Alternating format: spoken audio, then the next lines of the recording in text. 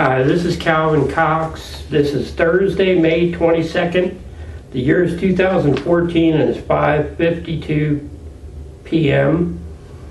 And what this talk is about is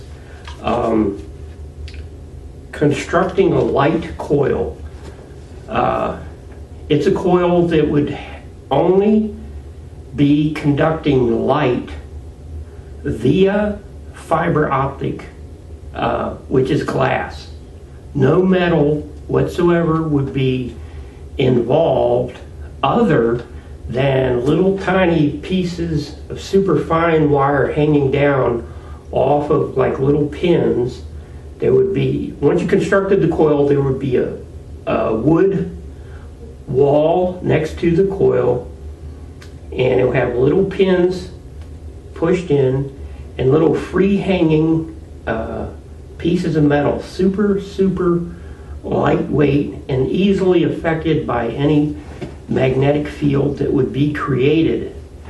The objective of this is to prove that light indeed does carry an electrical charge, and if that is the case, whether it's either positively or negatively charged, then if you were to run that light through a coil made strictly out of fiber optic cable, which is glass, super fine glass, then it should display an electric field. Now, if the electric field is really weak, you're going to have more windings on the coil. So fiber optic cable, I shouldn't say cable. When you say cable, people think of metal. Fiber optic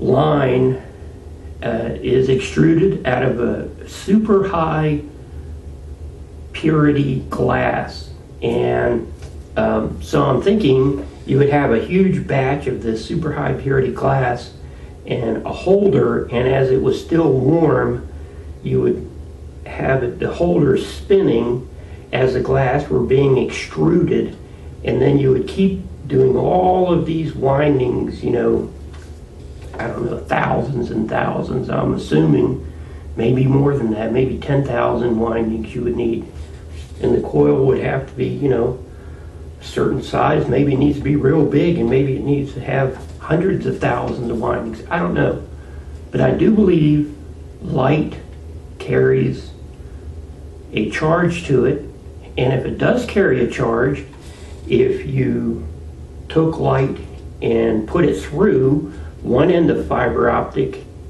and it went through and out the other end, as it's in that coil, it should create a magnetic field having a positive and negative side. So then you could prove that and show that by these little pins hanging. If they deflected either one way or the other, or at either end they would deflect different ways.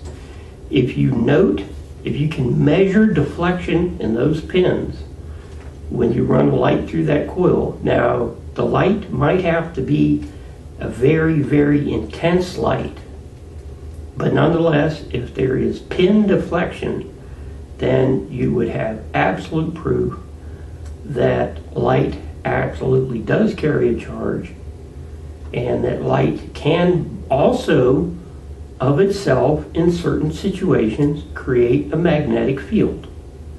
That would also be rather unusual. So I wish I had the time and the money and whatever to build one of these things, but I don't, so you're just going to have to go with it. But I hope you enjoyed this video, and it'd be really neat if someone could prove it. Thanks.